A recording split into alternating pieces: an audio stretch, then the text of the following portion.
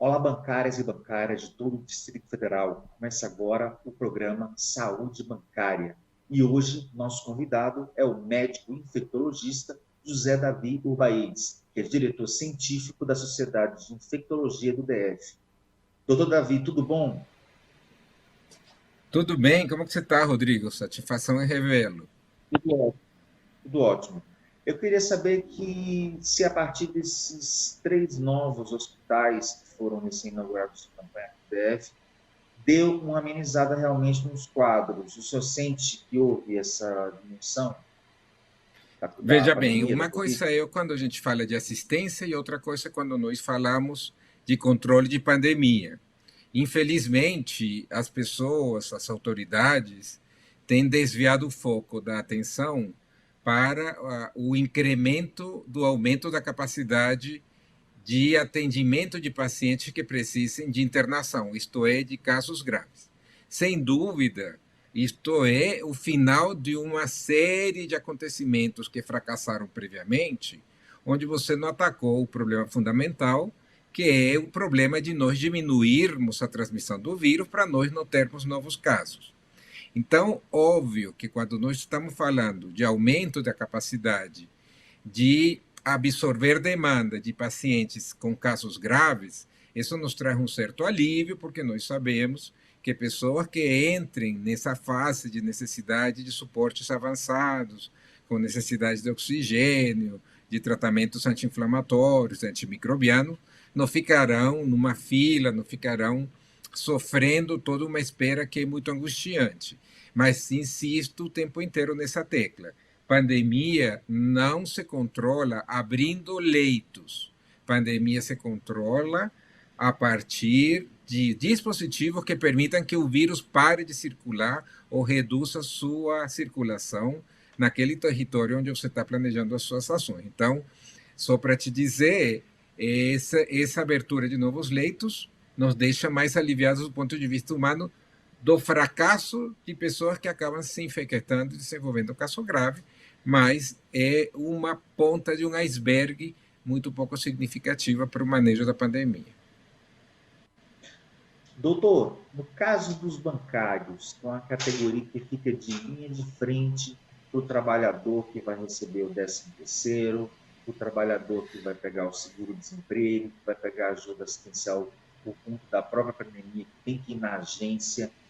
Qual é essa categoria tem que ter de proteção para evitar mais mortes entre os bancários e mais infecções? Veja só, nós sempre temos que ter na cabeça, nesse momento da pandemia, a exposição ao risco. Não sei se você já viu, por exemplo, os trabalhos de soroepidemiologia da cidade de São Paulo, que foram recentemente divulgados. Aí fica muito claro que a população mais jovem é, nesse momento, quem está realmente se infectando mais.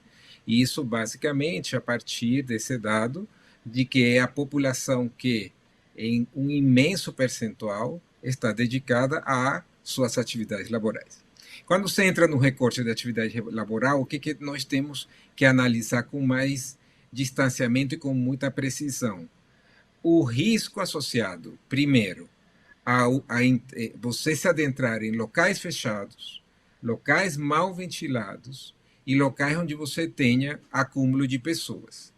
Com esses três elementos, você sabe que no quesito de transmissão, ela vai acontecer por aerosóis.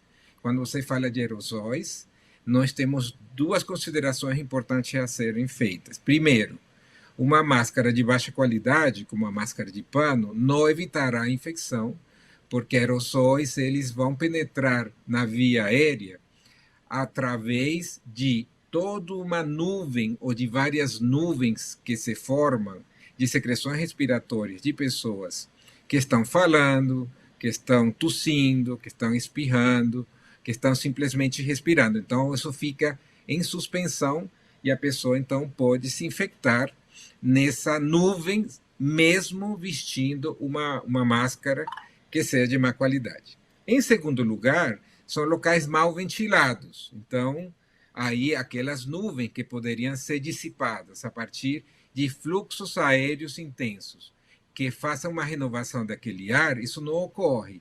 E aí, com certeza, você mantém uma alta concentração de vírus naqueles aerossóis. Se nós temos isso muito claro, nós então temos que nos cuidar de uma forma seletiva. E essa forma seletiva passa por qual fundamento? O uso de máscara de alta qualidade de filtração. Nesse caso, são as máscaras que nós chamamos de PFF2, né? Que são peças faciais filtrantes, que têm a capacidade de nos proteger, porque elas filtram até 95% das partículas virais, ou as outras máscaras desse mesmo componente de alto poder de filtragem, que chama N95. Nesse particular, seria muito interessante sempre deixar claro que a exposição nessas condições precisa desse dispositivo permanentemente. O uso de máscara de pano fica absolutamente superado porque ela não tem nenhuma capacidade de proteção nesse cenário. Hoje em dia, com a altíssima circulação viral por um lado, com a presença de a variante P1, que tem uma capacidade de transmissão maior ainda do que era a linhagem viral inicial. E essa concentração de pessoas em locais fechados e mal ventilados, isso precisa se seguir de uma nova postura perante o fornecimento de máscaras, que devem ser máscaras de alta qualidade de filtração, como a gente tem visto nos últimos meses, por exemplo, em alguns frigoríficos, onde os seus funcionários já estão em uso dessa tática, com toda a intenção de diminuir intensamente o risco de se infectarem. E isso porque nós sabemos que ainda a questão da vacinação fica muito longe, e a vacinação que foi desenhada aqui no Brasil, também muitos de nós já temos solicitado a revisão dos seus critérios, porque é importante que quem seja vacinado seja aquele indivíduo que se expõe, ou seja, os trabalhadores que têm todas essas circunstâncias de exposição de muitas pessoas em locais fechados, com má ventilação, que promove, sem dúvida, a infecção com o SARS-CoV-2 em altas taxas. Qual o recado que o senhor manda para os bancários e para as bancárias do DF em relação a esses cuidados? Bom, para os bancários que estão trabalhando no atendimento ao público, que se conscientizem dessa realidade epidemiológica, que procurem, então, o uso desse tipo de máscara. Isso pode também ser um motivo de uma negociação com os próprios bancos, né, com um sentimento, com uma busca da proteção e da preservação dessas pessoas que estão trabalhando. E isso deve ser firmemente reconhecido e firmemente vivenciado, porque nesse ponto é uma chave fundamental para nós conseguirmos que essas pessoas trabalhem com segurança. Atingimos quase 440 mil mortos no país. O senhor tem uma perspectiva de quantos milhões a gente pode alcançar? 8 milhões, 4 milhões de mortos em virtude da Covid-19? Veja, nessa quantidade acredito que a gente não chegue, porque já 440 mil mortos é uma quantidade inaudita, inqualificável, é extremamente elevada para uma realidade de um país que tem recursos e a realidade de um país que tem um sistema único de saúde. Então, já ultrapassou qualquer previsão minimamente técnica em termos de controle. Se essa situação continuar, o que nós vemos é a naturalização de taxas altas de transmissão entre as autoridades, entre os gestores de saúde, nós continuaremos com o que chamam um platô de casos e de mortes que irão meses adentro. Então, nós, assim como tivemos no ano passado um platô de 5 meses com 1.000 mortes por dia, nesse ano talvez nós continuemos convivendo com um platô de entre 2 e 3 mil mortes por dia. E com essa alta circulação que está acontecendo, em breve nós teremos uma recrudescência em cima da recrudescência. Isso em relação com a chegada de temperaturas mais frias, né, pelas estações de outono e inverno, e sempre fazendo a ressalva.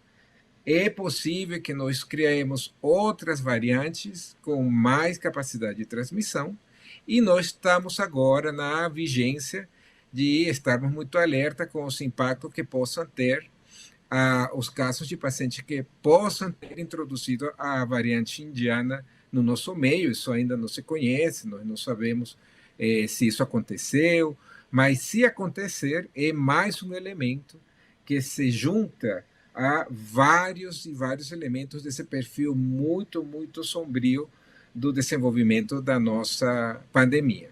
Aí se junta, evidentemente, essas irregularidades no fornecimento de vacinas, esse mau planejamento em tudo o que diz respeito a esse grande programa de proteção que seriam essas vacinas, e também uma visão epidemiológica um pouco distante de o alvo dessa vacinação, que sem dúvida nenhuma deveria ser muito mais para as pessoas que se expõem do que os grupos classicamente desenhados a partir de definição de doença grave ou grupos de idades, porque ali você acaba acentuando a desigualdade, aí você acaba promovendo que pessoas de uma classe social mais favorecida acabem sendo mais protegidas, e você continua deixando as populações periféricas, as populações vulneráveis socioeconomicamente, mais desprotegidas e participando dessa carnificina infindável na qual a nossa pandemia tem se convertido.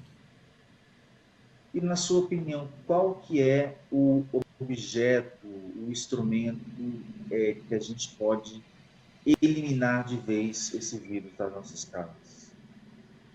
Olha, isso, quem trabalha com doença infecciosa não consegue ter um pensamento de redução de um elemento, como nos ping-pong de programas de programa de final de semana, porque essas situações são muito complexas, porque nós não temos uma epidemia, nós temos o que a gente chama de sindemia, isto é um processo que envolve fundamentalmente uma doença infecciosa que se dissemina rapidamente entre grupos suscetíveis, que é toda a população, a partir de determinantes socioeconômicos e políticos.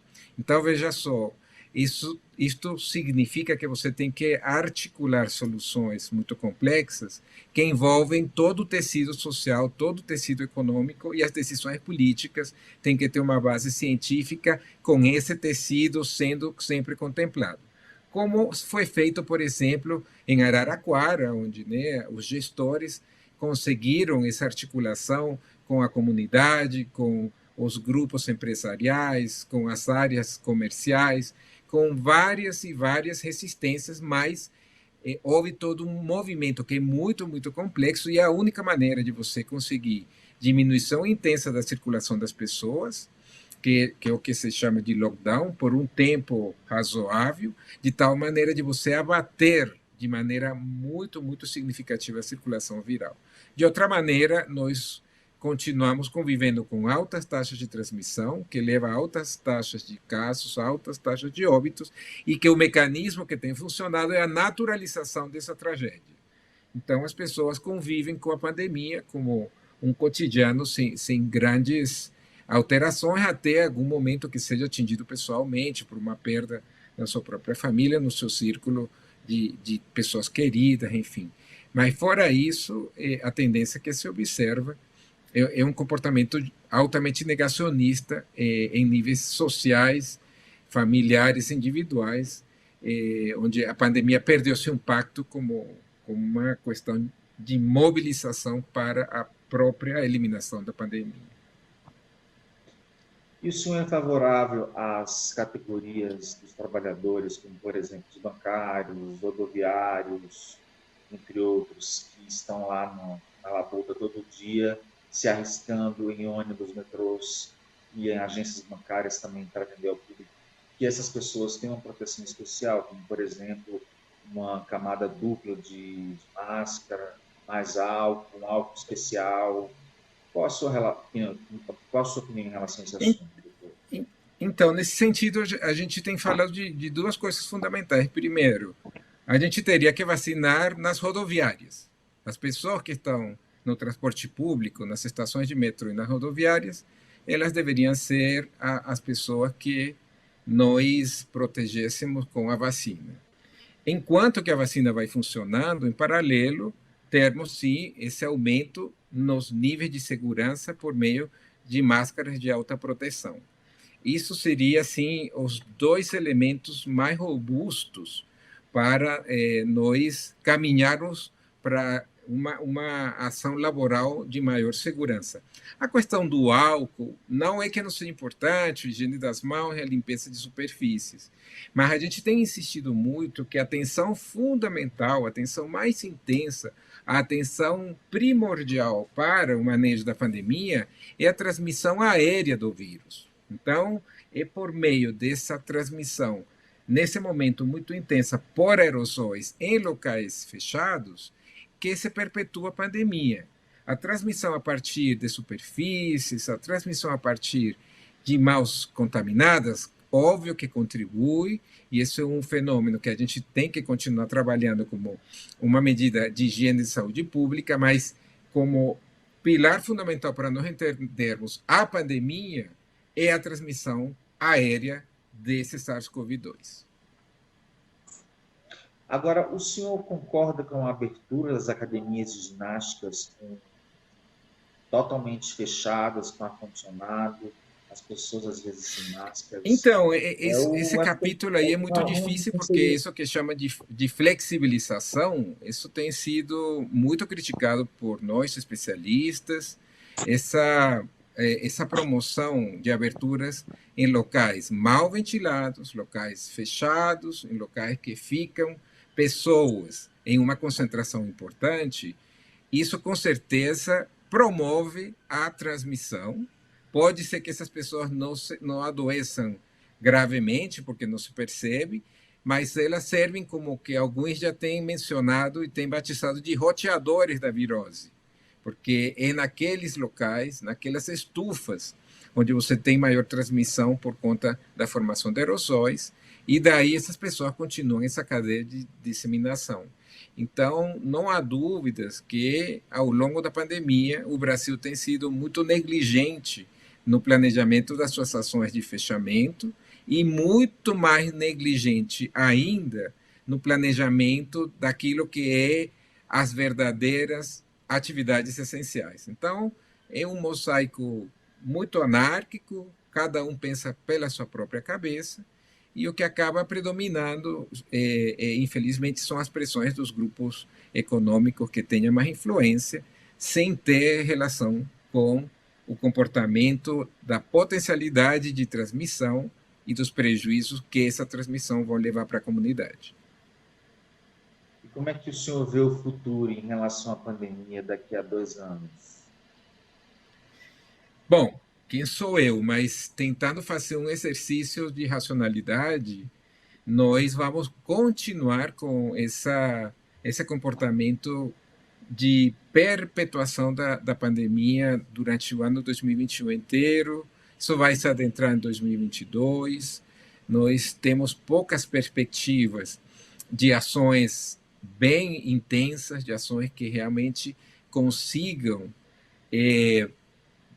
fazer com que a curva de transmissão seja abatida, não que seja achatada, que ela realmente seja esmagada.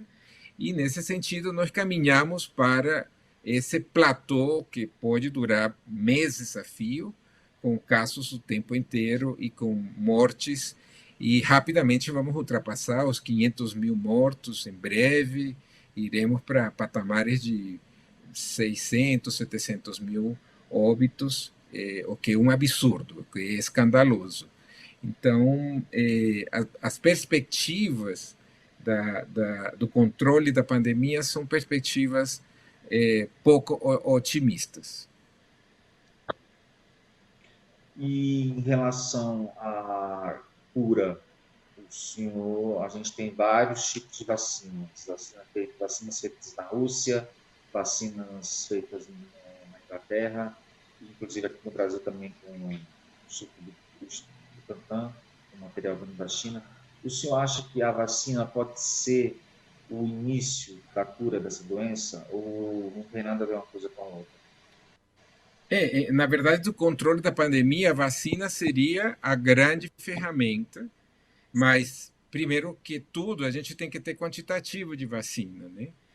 Segundo, nós temos que ter esse quantitativo no tempo certo e nós temos que ter um plano bem desenhado para que isso chegue nas pessoas prioritariamente que mantenha a pandemia e que tenha uma garantia do fluxo dessas vacinas.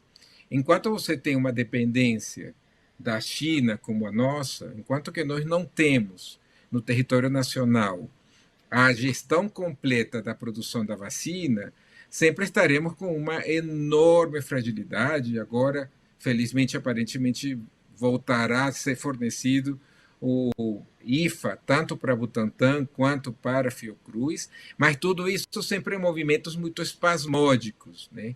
Nós vamos ter também fornecimento da Pfizer, muito mais coerente, muito mais consistente no segundo semestre, mas veja, são sempre ações que são desenhadas de maneira muito fragilizada. Você não tem como garantir nada. Então, você garante os próximos dias, aparentemente vão chegar a 18 milhões de doses com esse IFA que a China vai fornecer, mas nós não temos na nossa mão todos os elementos para nós garantirmos que essa campanha de vacinação vai ser de uma maneira planejada, com um calendário a ser cumprido de forma muito bem desenhado. Então, tudo isso tende a criar uma situação muito instável. E manejo de pandemia com essa instabilidade sempre traz situações extremamente sérias, extremamente graves de serem contornadas.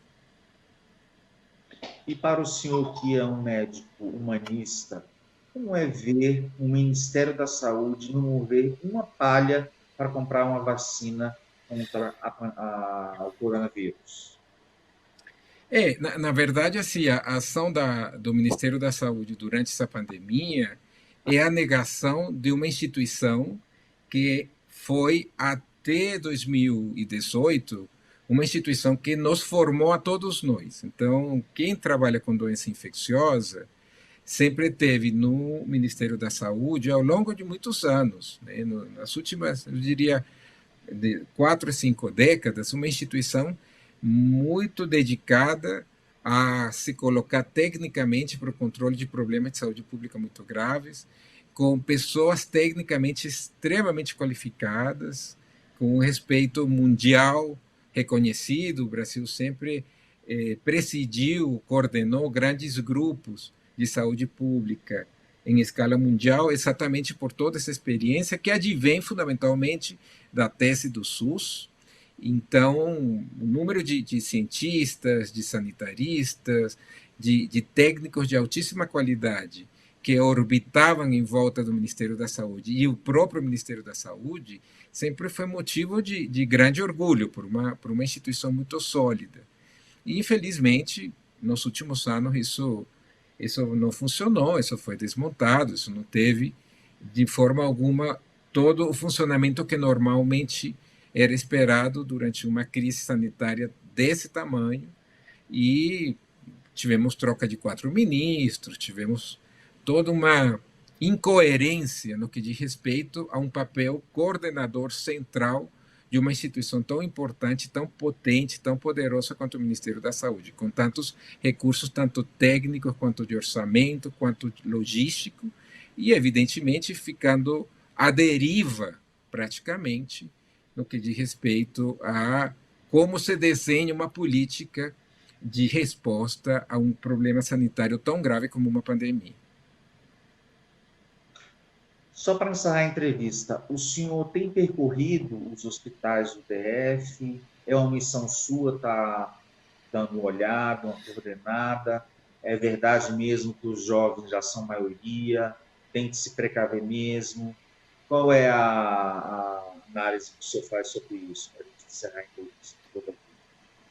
Bom, eu atuo com pacientes de Covid desde o início e eu trabalho no momento no Agarram, que é um hospital de referência para o atendimento de Covid. O preparo da rede é um preparo que foi razoavelmente muito bem implementado. Então, nós temos recursos diagnósticos, nós temos recursos de tratamento e nós temos profissionais muito capacitados, porque se foram treinando ao longo de todo esse tempo e conhecem já com bastante tranquilidade como se conduz um caso de Covid mais grave, que são os casos que são internados.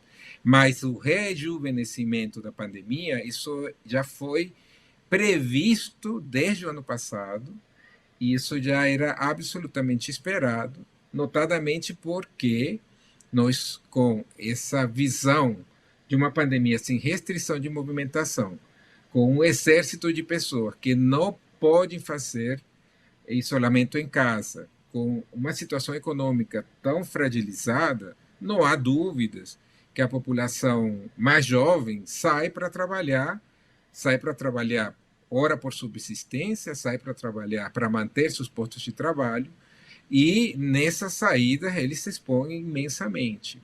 Então, isso vai ocorrer mais com essas faixas etárias mais jovens do que o comportamento das pessoas mais idosas, que naturalmente, desde o início, já sabem da sua vulnerabilidade, tendem a se movimentar muitíssimo menos, até pela própria face da vida que estão vivenciando, e nos últimos meses foram os que mais se beneficiaram com a aplicação de vacina. Então, essa faixa acima de 70, 80 anos, realmente hoje tem um escudo bem maior em termos de proteção. Agora, como eu já falei ao longo da entrevista, as pessoas que mais se expõem são as faixas de idade que se expõem para sobreviver, né, literalmente, e são essas que continuam se infectando, são essas que continuam, em muitos casos, evoluindo com casos graves e, infelizmente, são eles que estão alimentando essas cifras terríveis de óbitos.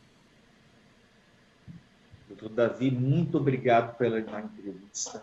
Mais uma vez, um abraço para o senhor, boa sorte no seu ofício e que essa pandemia passe logo.